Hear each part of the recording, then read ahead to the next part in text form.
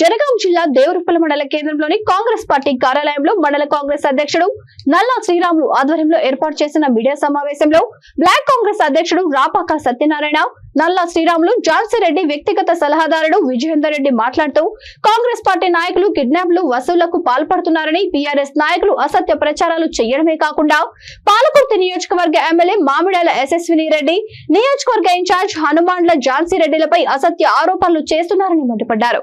మీలాగా దోచుకోవడానికి దాచుకోవడానికి రాలేదని, ఇప్పటికైనా మా మనోభావాలు దెబ్బతీసేలా ప్రవర్తిస్తే ఊరుకునే ప్రసక్తే లేదని హెచ్చరించారు.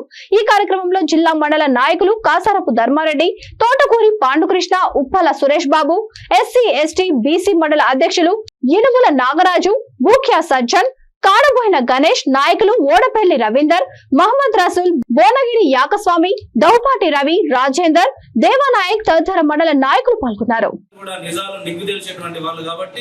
ఈ వాస్తవాన్ని ఒక్కటి కూడా మిస్ కాకుండా ప్రజానికానికి తెలియజేసేట్లుగా దయచేసి రానివ్వండి.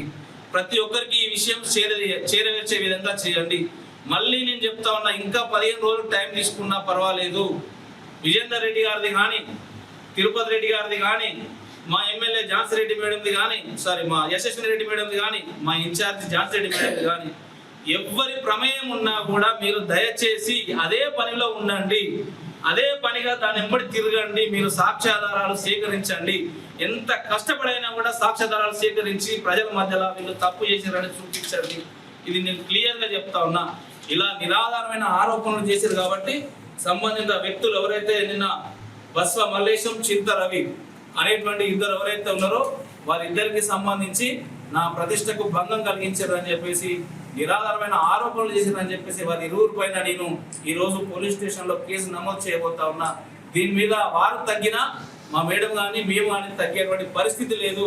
ఒకవేళ వారు ఇంట్లో ఉన్న పూర్తి స్థాయిలో అమ్మిన వారిని, కొన్న వారిని, మధ్యవర్తులని అందరినీ పిలిపించి సంబంధిత అధికారుల ద్వారా పూర్తి విచారణ చేపట్టి అతి త్వరలో అసలు దోషులు ఎవరు, అసలు ఏం జరిగింది అనేటువంటి దాని మీద పూర్తిగా చర్యలు చేపట్టక తప్పదు. అట్ ద సేమ్ టైం మా పార్టీలో ఉన్నటువంటి ఎవరైనా తప్పు చేస్తే మా మండల పార్టీ అధ్యక్షుల ద్వారా, బ్లాక్ పార్టీ అధ్యక్షుల ద్వారా, మా ఇన్ఛార్జి గారి ద్వారా వారిని ఖచ్చితంగా తక్షణమే సస్పెండ్ చేస్తాం. అందులో అనుమానమే లేదు. ఇంతకుముందు మా పెద్దలు చెప్పినట్టు ఇది ప్రజాపాలనకు సంబంధించిన కాంగ్రెస్ పార్టీ కాబట్టి పార్టీ పరంగా వాళ్ళన్నీ కూడా ప్రజలకు న్యాయం జరిగే విధంగా తీసుకుంటారు.